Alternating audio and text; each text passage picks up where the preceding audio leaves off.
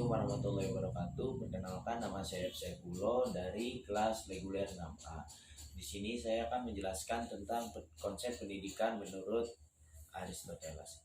Aristoteles dilahirkan di kota Stagira, Makedonia Tengah tahun 384 sebelum Masehi. Ayahnya yang bernama Nikomakus adalah seorang tabib pribadi raja dari Makedonia. Ayahnya meninggal ketika Aristoteles berusia 15 tahun.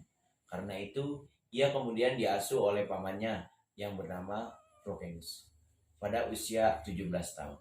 Aristoteles pergi ke Athena belajar di Akademi Plato dan menjadi murid Plato. Kemudian, ia diangkat menjadi seorang guru selama 20 tahun di akademi tersebut. Di wilayah asuhan Plato, dia menanamkan minat dalam hal spekulasi filosofis. Aristoteles merupakan orang pertama di dunia yang dapat membuktikan bahwa bumi bulat. Pembuktian yang dilakukan dengan jalan melihat gerhana. 10 jenis kata yang dikenal orang saat ini dengan kata benda, kata sifat, kata benda, dan sebagainya merupakan pembagian kata menurut pemikirannya. Dengan meninggalnya Plato pada tahun 347 sebelum Masehi, Aristoteles meninggalkan Athena dan mengembara selama 12 tahun.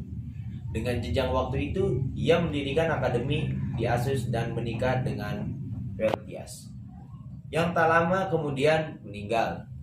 Ia lalu menikah lagi dengan Hercules, yang kemudian memberikan ia seorang anak laki-laki, yang akhirnya ia beri nama Nikomakus, seperti ayahnya.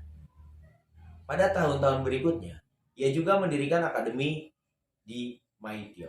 Saat itulah ia sempat menjadi guru Alexander Agung selama 3 tahun.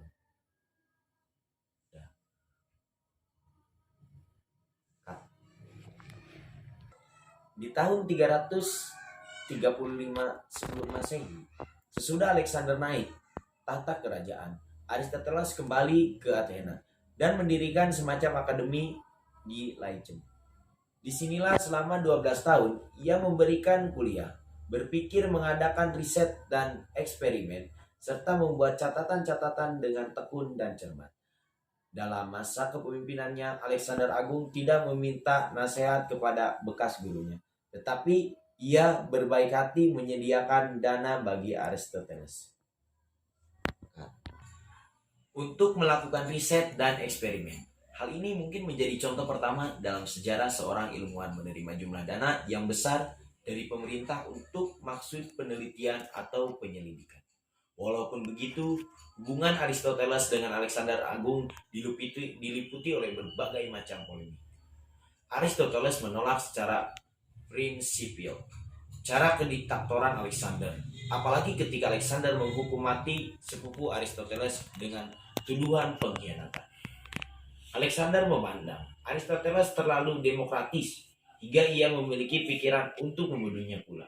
Tetapi Aristoteles memiliki hubungan yang erat dengannya dan sangat dipercaya oleh orang-orang Athena, sehingga Alexander mengurungkan niatnya. Kemudian Alexander meninggal pada tahun 323 sebelum Masehi dan golongan anti Makedonia memegang tampuk kekuasaan di Athenia.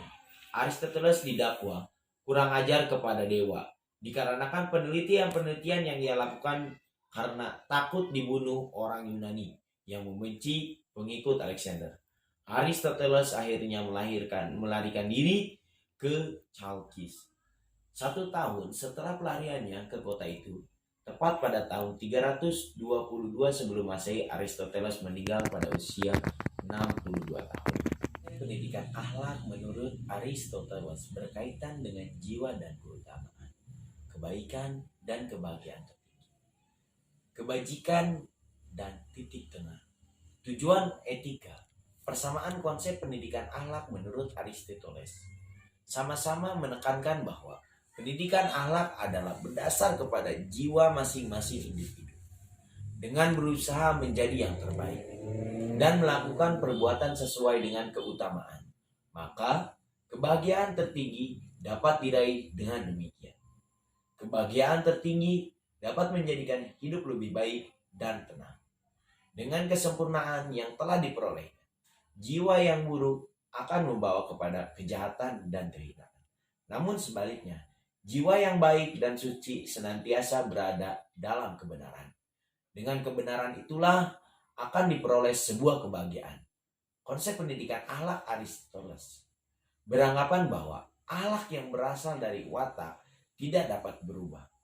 Yang kedua, menurut Aristoteles, alat untuk mengukur sikap pertengahan hanya dengan akal.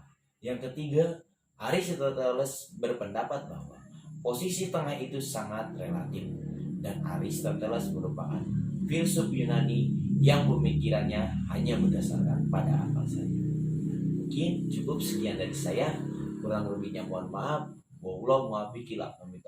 Wassalamualaikum warahmatullahi wabarakatuh.